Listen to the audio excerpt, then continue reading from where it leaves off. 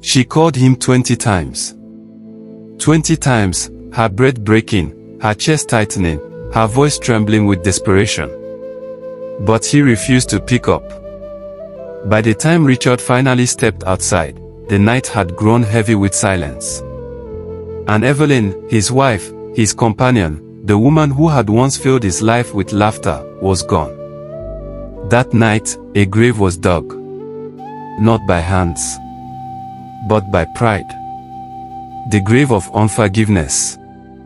Long before that night, long before sorrow carved its mark upon Richard's life, there had been a beginning. A gentle, radiant beginning. Richard had met Evelyn at a friend's wedding, years ago, when both were still young enough to dream without fear. He had noticed her across the reception hall, the way her laughter lit up her face, the way her eyes seemed to see through the noise and focus on what mattered. Evelyn wasn't just beautiful, she was warm, kind, approachable. When she laughed, people around her laughed too. Richard, tall and confident but often shy when it came to matters of the heart, had gathered courage that evening to speak to her. "Would you like some punch?" he asked, nervous but smiling. Evelyn had looked at him with eyes that sparkled, and said softly, "Only if you join me." That simple exchange birthed a connection neither of them expected. Days turned into weeks, weeks into months, and their love grew like a flame carefully tended. They walked in parks, shared ice cream cones, spoke about the future under star-filled skies. Richard fell for her grace and her strength. She was gentle, yes, but she had a quiet determination that inspired him. Evelyn admired his drive, his discipline, his ambition to build a life that mattered. In time, Richard asked Evelyn to be his wife. Their wedding was small but full of joy. Friends and family filled the hall with laughter and music. As they exchanged vows, Evelyn whispered, "I will always stand by you." Richard, his voice strong and full of hope, promised, "I will protect you, love you, and never let you go." In their first years together, those promises seemed unbreakable. They made a home, filled it with warmth. Mornings began with tea and gentle conversations. Evenings ended with soft music or laughter over small things. Neighbors often said they were the perfect couple. But perfection is fragile. And love, if not guarded, can weaken under the weight of pride. The first cracks were subtle. Small disagreements about chores, about schedules, about finances. Evelyn would want him home earlier. Richard would argue that his work demanded his time. Evelyn would ask for more moments together. Richard would claim he was doing it all for their future. These were ordinary quarrels, the kind most couples experience. But Richard carried with him a flaw that turned ordinary arguments into deep ones. Whenever they fought, he would shut down. Instead of speaking, instead of resolving, he chose silence. He ignored her calls, refused to answer her questions, walked past her without a word. To him, this silence was power. It was a way to win without shouting, to punish without striking. But to Evelyn, his silence was worse than anger. It was abandonment in the moments she needed him most. One evening, after a particularly heated argument about his long hours at work, Evelyn sat at the edge of their bed, tears on her cheeks. "Richard, I know we fight. But please, don't ignore me. Don't refuse to pick my calls. What if something happens? What if I need you?" Richard, pacing across the room, waved his hand dismissively. "Evelyn, you always exaggerate. Nothing will happen. You'll be fine." Her eyes held his with quiet desperation. "I'm not fine. You know my condition. I need you to understand. My life could depend on one call." But pride whispered in Richard's ear, drowning her pleas. "You're being dramatic," he said coldly. "Don't use your health to control me." Those words stung Evelyn deeply. She fell silent, but her heart carried the weight of his refusal. She began to wonder if love could survive when pride stood so tall. Still, she loved him. Still, she tried. She cooked his meals, waited for him after work, smiled at him even when her chest was heavy with unspoken pain. Evelyn was asthmatic, yes, but she was also strong. She carried her inhaler everywhere, always careful, always prepared. But she also carried a longing for Richard's presence, for his voice on the other end of the line when she reached out. Richard, meanwhile, convinced himself that he was right. He believed silence was a lesson, a form of control that would eventually make her yield. He didn't see it for what it truly was, neglect. He didn't see the cracks forming beneath their marriage. Their friends began to notice. At gatherings, Evelyn often looked distracted, her smile a little forced. Richard seemed distant, glued to his phone or lost in thought. Naomi, Evelyn's younger sister, once pulled her aside. "Are you okay, Evie? You don't look happy these days." Evelyn smiled faintly, brushing it off. "We are fine. Just little issues. You know how marriage can be." But Naomi wasn't convinced. She saw the sadness in Evelyn's eyes. She saw the way Richard sometimes ignored her, even in public, letting the phone ring without concern. Naomi wanted to confront him, but Evelyn begged her not to. "Please," she said softly, "don't make it worse. I'm praying he'll change." Naomi agreed, but unease settled in her heart. She feared Evelyn's prayers would not be enough against Richard's pride. And she was right. The days turned into months, and the quiet tension between Richard and Evelyn only grew heavier. To the outside world, they were still the respectable couple who dressed well on Sundays and smiled politely in church. But within the walls of their home, silence often replaced laughter, and distance replaced intimacy. Evelyn's calls became more frequent, not because she was needy, but because she was afraid. She feared her asthma might catch her unaware one night, feared that her chest would tighten and she'd be left alone in the suffocating dark. And though she never admitted it aloud, she feared Richard's silence even more than her illness. His refusal to answer, his cold dismissal, his pride, it cut deeper than her own breathlessness ever could. Naomi noticed the changes too. Sometimes when she visited, she would find Evelyn sitting alone on the couch, staring at her phone, waiting for Richard to come home. Other times she would find Evelyn cooking a meal that went untouched because Richard had chosen to eat out with his colleagues instead. "Evie," Naomi whispered one evening, pulling her into a hug. "This isn't how love should feel." Evelyn smiled weakly, though her eyes glistened. "He loves me. I know he does. He just doesn't know how to show it when he's angry. He'll come around." But Naomi wasn't sure. She wanted to believe Richard's love was strong enough to overcome his pride, but the evidence told a different story. The breaking point came one Thursday evening. Richard had come home late again, his tie loosened, his face tired but unreadable. Evelyn had prepared dinner, his favorite yam porridge with smoked fish, but he barely glanced at it. He sank into the couch, pulled out his phone, and began scrolling through emails. "Richard," Evelyn said softly, her voice almost trembling, "can we talk?" "Not now," he muttered, not even looking at her. Her hands tightened around the edge of the dining table. "Richard, please. I'm not asking for much. Just listen to me. Just a few minutes." Finally, he looked up, irritation flashing in his eyes. "Evelyn, must everything be an issue? Why can't you just let things go?" Her chest rose and fell sharply, not from asthma this time, but from hurt. "Because I feel like I don't matter to you anymore. You ignore me when I call. You shut me out when I try to talk. I'm your wife, Richard, not your enemy." But instead of softening, his pride bristled. He stood, his voice low but sharp. If you know I'm ignoring you, why keep calling? Do you want to suffocate me with your clinginess? Must I pick up every time you dial? I'm not a child. Tears streamed down Evelyn's face. I call because I need you.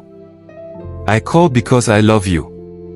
Richard, one day I might call you not out of anger, not out of weakness, but because I'm fighting for my life. Will you still ignore me then?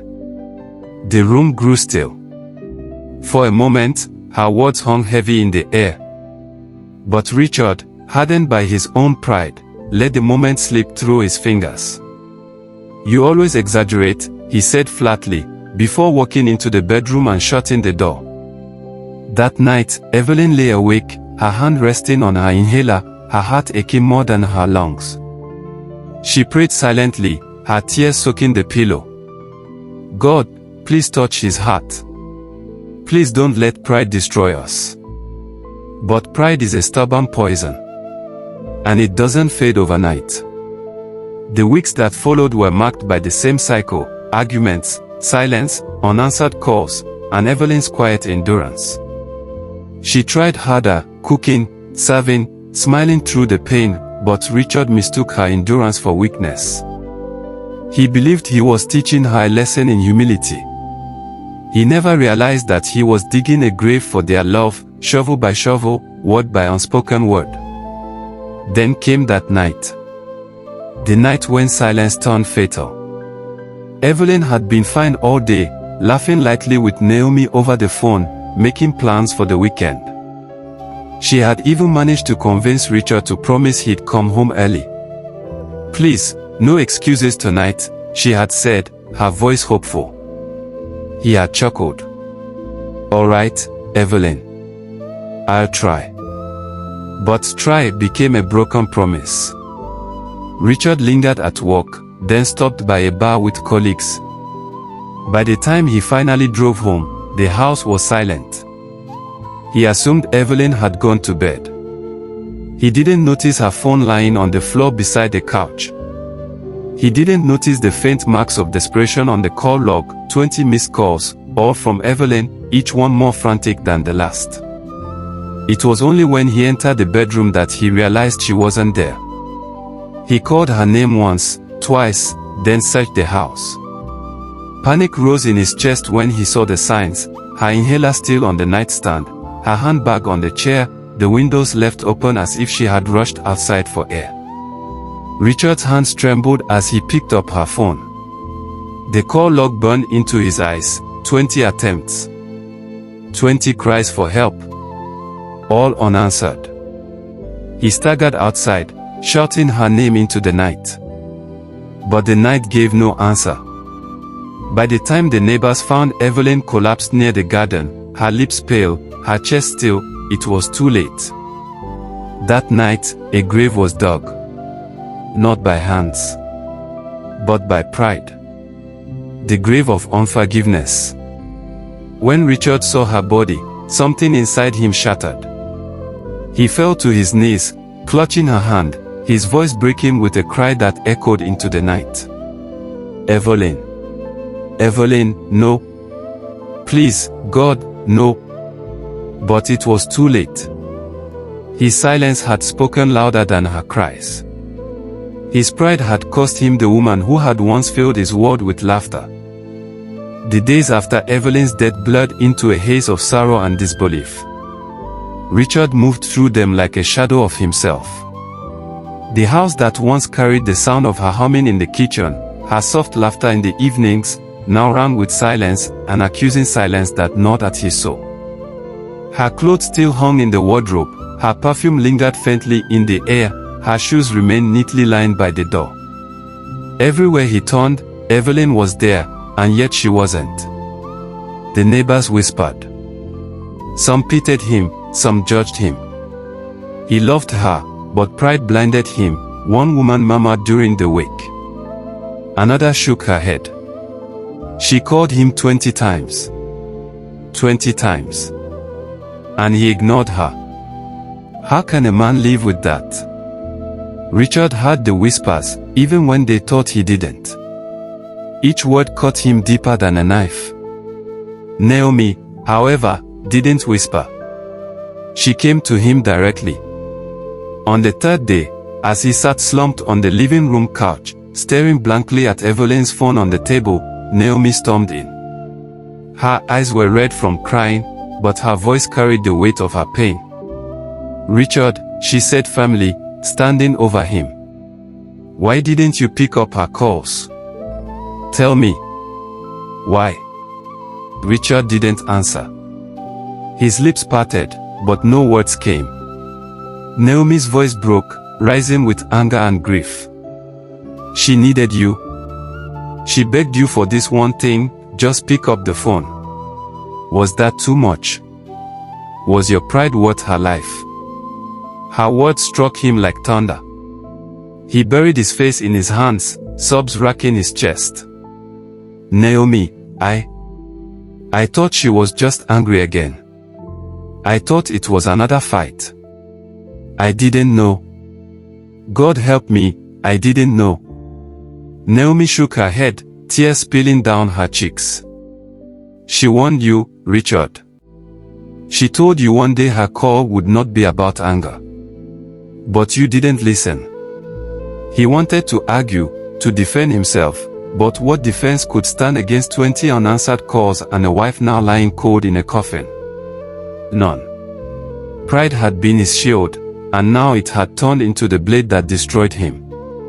The funeral was a sea of sorrow. Evelyn's coffin, white with golden trim, was lowered into the ground as hymns filled the air. The pastor spoke of life's brevity, of forgiveness, of the danger of letting anger take root. Richard stood by the grave, hollow, his face streaked with tears. When it came time to throw in the first handful of soil, his hands shook so violently that Naomi had to steady him. "From dust you came, and to dust you shall return," the pastor intoned. But for Richard, it wasn't just Evelyn being laid to rest. It was their laughter, their dreams, their shared mornings, their whispered prayers. It was everything. Buried under the soil. Buried under 20 missed calls. That night, Richard couldn't sleep. He wandered the house aimlessly, Evelyn's phone clutched in his hand. Again and again, he opened the call log, staring at the timestamps. 7:45 p.m. 7:47 p.m. 7:49 p.m. Each call a cry for life. Each missed call a nail in the coffin of his conscience. When he finally drifted into a restless sleep, he dreamed of her. She was sitting in the car, her hand pressed to her chest, her eyes filled with desperation. "Richard," she whispered in the dream, her voice hoarse, "why didn't you answer?" He jolted awake, drenched in sweat, her words echoing in his mind.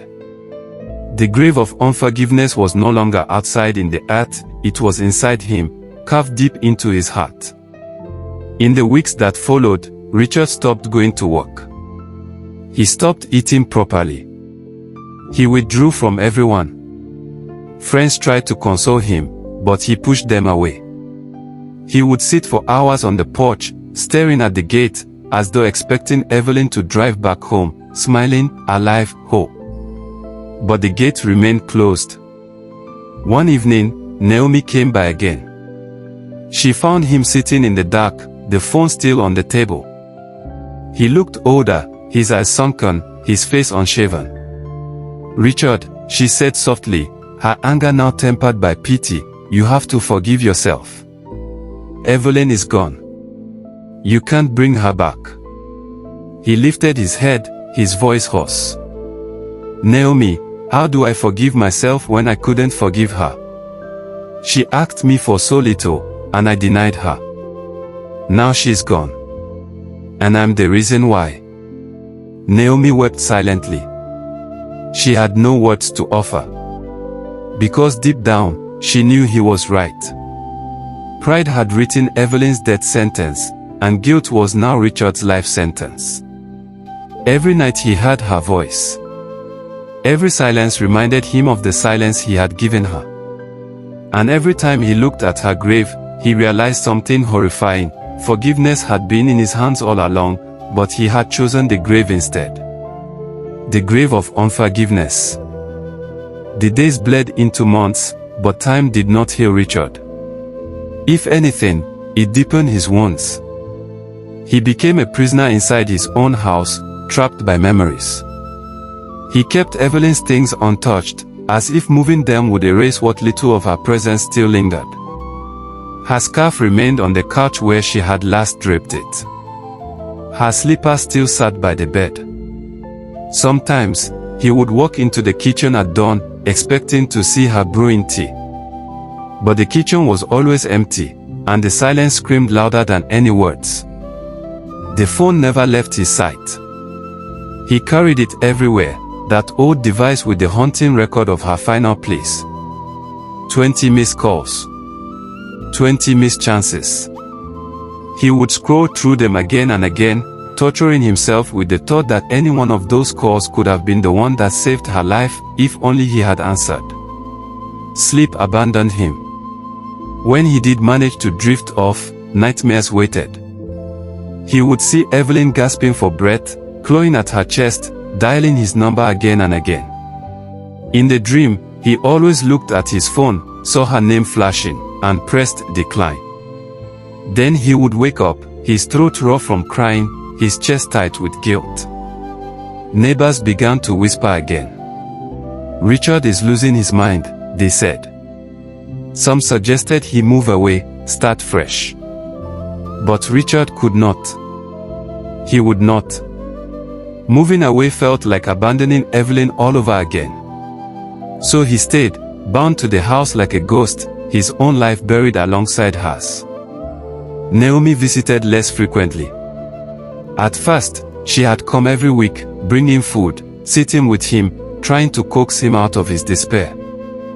But Richard hardly spoke, and when he did, it was always the same words. "If only I had answered. If only I had forgiven her."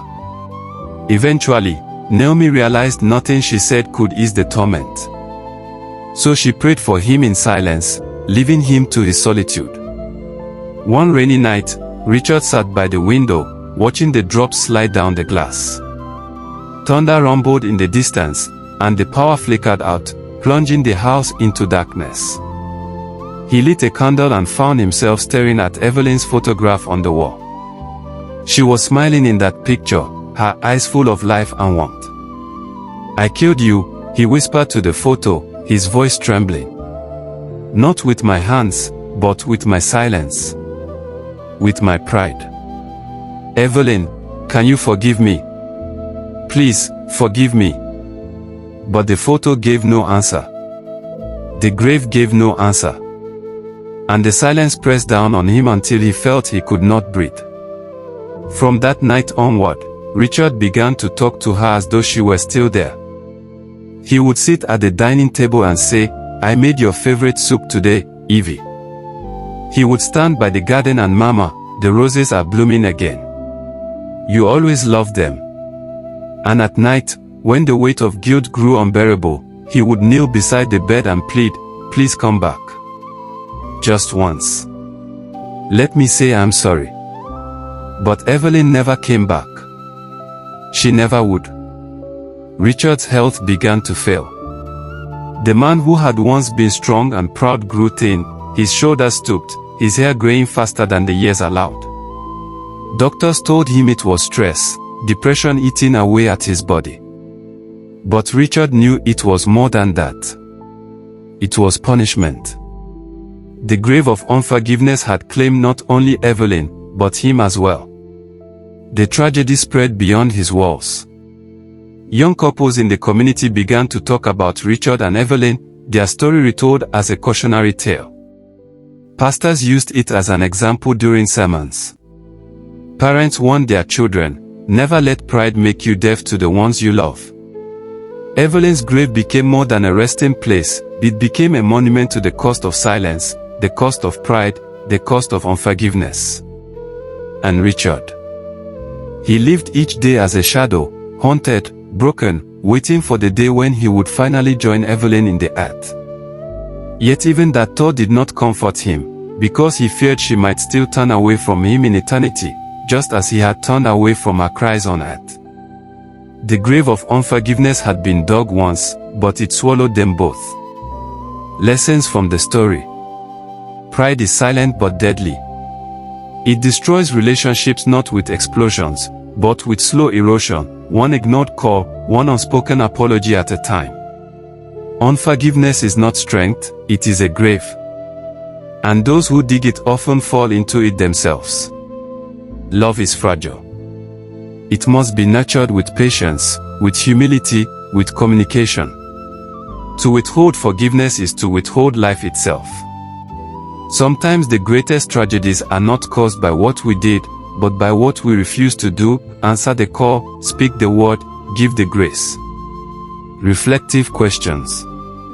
Are there calls in your life that you are ignoring, not with your phone, but with your heart? Who in your life needs forgiveness from you right now, before it is too late? If today were your last day, would you be at peace with those closest to you, or would pride bury your love alive? Is there an Evelyn in your life whose voice you've silenced, whose pleas you've ignored? Do not wait for tragedy to teach you the value of forgiveness. Do not allow pride to dig graves where love should flourish. Pick up the phone. Answer the call.